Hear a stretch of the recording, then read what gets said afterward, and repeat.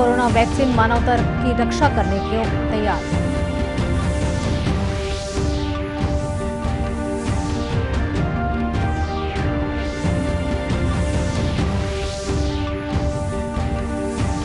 देश में कोरोना संक्रमण से स्वस्थ होने की दर बढ़कर 96.41% हुई। छत्तीसगढ़ में कल 960 नए कोरोना संक्रमित मरीज पाए गए।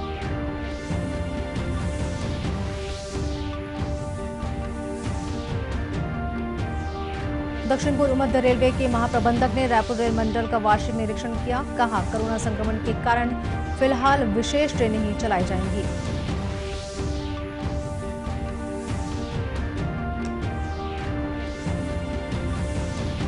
और केंद्र सरकार की शेडनेट निर्माण योजना किसानों के लिए वरदान साबित हो रही है।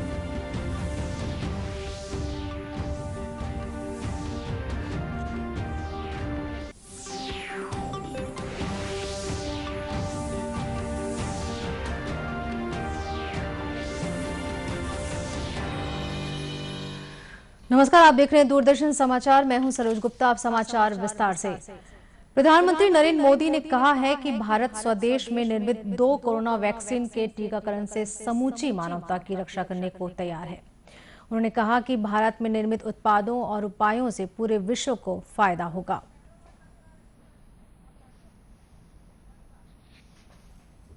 बल्कि 2 made in India corona vaccine के साथ मानवता की सुरक्षा के लिए तैयार है।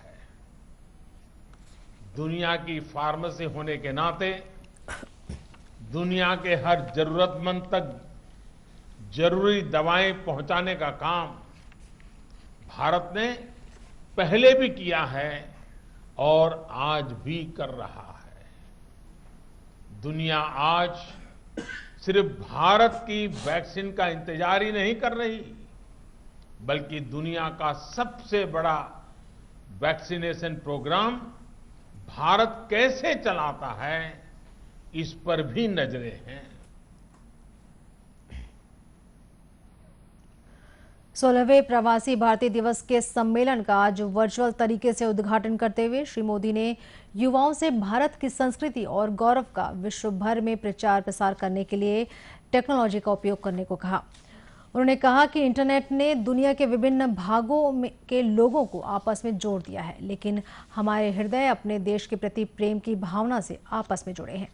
उन्होंने कहा कि बीते सालों में प्रवासी भारतीयों ने समाज को बेहतर बनाने के लिए वचनबद्धता प्रदर्शित कर अपनी अलग पहचान कायम की है। उन्होंने कहा कि जब भी वे जरूरतमंद लोगों की मदद के लिए आगे आने की प्रवासी भारतीयों की गाथाएं सुनते हैं तो उन्हें बड़ा गर्व महसूस होता है। प्रधानमंत्री ने कहा कि आज भारत में भ्रष्टाचार से निपटने में टेक्नोलॉजी का इस्तेमाल किया जा रहा है और कई लाख करोड़ रुपए लाभार्थियों के बैंक खाते में सीधे जमा किए जा रहे हैं। भारत आज करप्शन को खत्म करने के लिए टेक्नोलॉजी का ज्यादा से ज्यादा इस्तेमाल कर रहा है। लाखों करोड़ों रुपए जो पहले तमाम कमियों की वजह से गलत हाथों में पहुंच जाते थे, वो आज सीधे लाभार्थी के बैंक खाते में पहुंच रहे हैं। आपने देखा होगा, भारत ने जो नई व्यवस्थाएं विकसित की है, उनकी कोरोना के इस समय में वैश्विक संस्थाओं ने भी भूरी भूरी प्रशंसा की है। आधुनिक टेक्नोलॉजी से गरीब को एम्पावर करने का जो अभियान आज भारत में चल रहा है, उसकी चर्चा विश्व के हर कोने में है, हर स्तर पर है।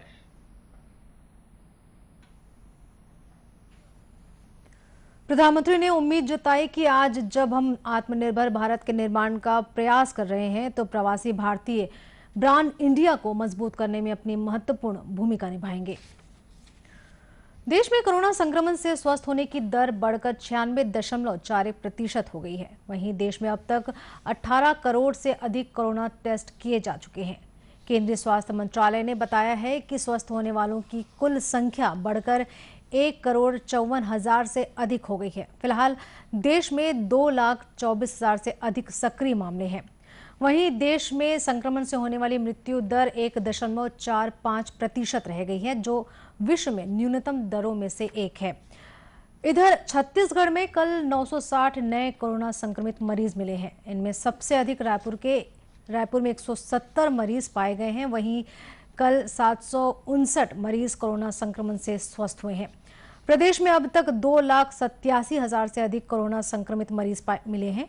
इनमें 2,75,000 से अधिक मरीज कोरोना संक्रमण से स्वस्थ हो चुके हैं। वहीं वर्तमान में 9,000 से अधिक कोरोना संक्रमित मरीजों का इलाज किया जा रहा है।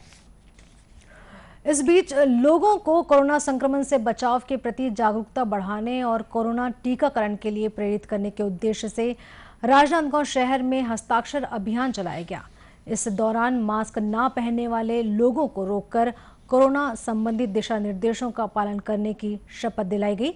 जिला प्रशासन द्वारा चलाए गए इस अभियान के संबंध में कलेक्टर टी.के. वर्मा ने बताया कि कोरोना संक्रमण के मामले आज भी सामने आ रहे हैं। ऐसी स्थिति में लोगों को पूर्व की भांति सावधानी बरतने की जरूरत है। उन्होंने कहा कि टीकाकरण के बाद भी लोगों को मास्क लगाना आवश्यक होगा। अभी भी चूंकि कोरोना के केसेस लगातार आ रहे हैं, इसलिए समय समय पर हम लोग जागरूकता के कार्यक्रम आयोजित करते हैं। इसी के पालन में आज जय स्तंभ चौक पर एक हस्ताक्षर अभियान चलाया गया, जिसका मुख्य उद्देश्य यही था कि आप जब भी घर से बाहर निकलें मास्क का उपयोग जरूर करें और अन्य जो सावधानियां हैं कोरोना के फैलाव को से बचने के लिए, उस उद्देश्य से आयोजन किया गया था। वहीं जिला स्वास्थ्य अधिकारी मिथिलेश चौधरी ने बताया कि कोरोना वैक्सीन के प्रति लोगों को जागरूक करने हस्ताक्षर अभियान चलाया जा रहा है। उन्होंने बताया कि टीकाकरण के लिए 14,000 से अधिक लोगों का पंजीयन ऑनलाइन पोर्टल के माध्यम से किया गया है। जागरूकता अभियान के तहत जय स्तंभ चौक में हस्ताक्षर अभियान चलाया गया था, जिसमें मास्क का उपयोग, 2 गज दूरी और हाथों को सैनिटाइज करना और लक्षण आने पर 24 घंटे के अंदर जांच कराना, इस संदेश के साथ हस्ताक्षर अभियान चलाया गया है। साथ में जो वैक्सीन आ रही है उसको लगाने के लिए लोगों को जागरूक भी किया जा रहा है कि अभी पहले चरण में जो स्वास्थ्य विभाग के हम लोग को लगने जा रहा है, उसके लिए भी जानकारी दी गई है।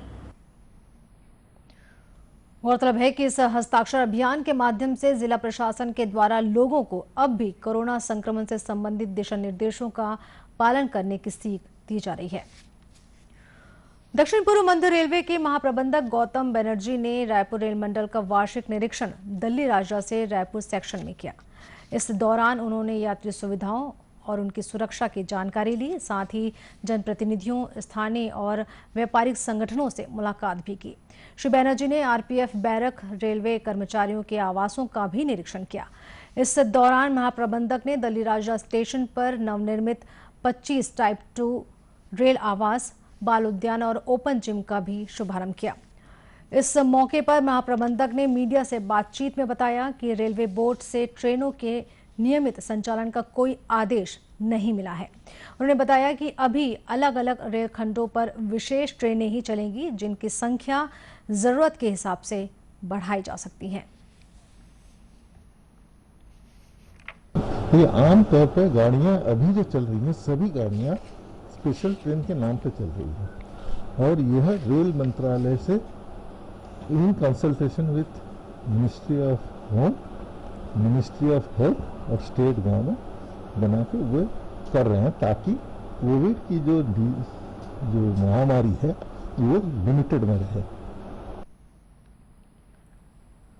वहीं रायपुर रेलवे स्टेशन पर यात्री सुविधाओं और इंफ्रास्ट्रक्चर को बढ़ाने के मुद्दे पर जनप्रतिनिधियों, Chhattisgarh chamber of commerce and industries के सदस्यों ने महाप्रबंधक को ज्ञापन सौंपा।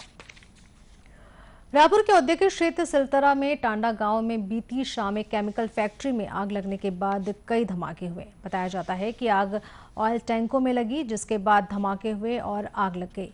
इस आग को बुझाने के लिए रायपुर के अलावा भिलाई और बिलासपुर से दमकल वाहनें पहुंची थी। हालांकि इस घटना में किसी के हताहत होने के समाचार नहीं है। फिलहाल आगजनी के कारणों की जांच की जा रही है। वहीं सुरक्षा के लिहाज से फैक्ट्री के आसपास का इलाका देर रात तक खाली करा लिया गया था। केंद्र सरकार द्वारा शुरू की गई संरक्षित खेती के तहत शेड नेट निर्माण योजना महासमुंद जिले के किसानों के लिए वरदान साबित हो रही है। जिले के 18 से अधिक किसान इस योजना का लाभ लेकर अपनी आर्थिक स्थिति को मजबूत कर रहे हैं। वहीं कई बेरोजगारों को रोजगार भी उपलब्ध करा रहे हैं। लखनपुर गांव के किसान कृष्ण कुमार पटेल ने दूरदर्शन समाचार को बताया कि वे 7 माह से इस योजना का लाभ ले रहे हैं। 1 एकड़ में टोटल लगा हुआ है सेनेट हमारा और 19,88,000 टोटल रुपया लागत आया था। उसमें 30% हमको देना पड़ा, बाकी 70% छूट था। सबसे शुरू में मैंने जून में करेला लगाया था आधे एकड़ में, तो करेला में तो अच्छा प्रॉफिट हुआ। 25-30 हजार रुपये मैंने इनकम लिया था उसमें लागत काट के। और फिर उसी जून में AKF कंपनी द्वारा आर्मोर क्वालिटी का मिर्च पौधा लिया था। आधे एकड़ में मिर्ची का रोपाई किया था मैं। तो आधे एकड़ की मिर्ची की रोपाई में बहुत ही सुंदर फसल हुआ मेरा और 1-1.5 लाख के लगभग लागत आया होगा, लेकिन टोटल मैंने 2.5 लाख रुपए से ऊपर का मिर्च बेच चुका हूँ। वहीं एक अन्य किसान संजय चंद्राकर ने बताया कि इस योजना में पानी और बिजली की बहुत बचत होती है, साथ ही आमदनी भी अधिक होती है। करने के लायक है, ये करते जाए, क्योंकि धान में ही, और मेरे हिसाब से रबी फसल बंद करके इस टाइप की खेती करे, धान न लगा के रबी में। इससे क्या फायदा होगा? एक तो हमारा पानी और इलेक्ट्रिसिटी दोनों की बहुत बचत होगी। दूसरा, जमीन का उर्वरता बढ़ते जाएगा। सिर्फ धान में पानी भरने से उसका उर्वरता शक्ति कम हो रहा है और आर्थिक स्थिति भी मजबूत होगी। बिल्कुल होगी। क्या मानते हैं कि सरकार की योजना कितनी फलदायक है? नहीं, ये तो बहुत बढ़िया योजना है, ये तो सब किसानों को लगाना ही चाहिए। वहीं जिले के उद्यानिकी विभाग के सहायक संचालक NS कुशवाहा ने बताया कि उद्यानिकी फसलों को कीट प्रकोप से बचाने और किसानों को संरक्षित खेती की ओर प्रोत्साहित करने के लिए यह योजना संचालित की जा रही है। उन्होंने बताया कि इस योजना के तहत 70% अनुदान देते हैं सरकार।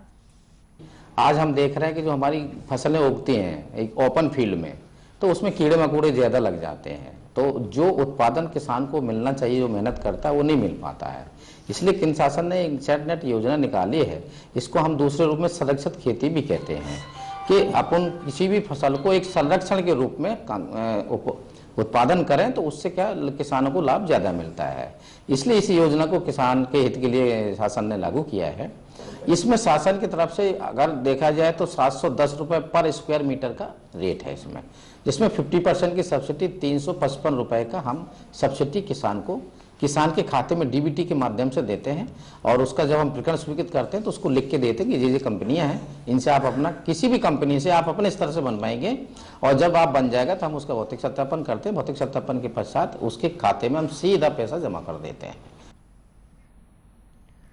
गौरतलब है कि इस योजना के तहत जिले के किसान गुलाब और गेंदा फूल के साथ करेला, मिर्च, शिमला मिर्च के अलावा खीरा का उत्पादन कर रहे हैं। और आइए अब देखते हैं फिट इंडिया संदेश। उतना मुश्किल काम नहीं है जितना कुछ लोगों को लगता है।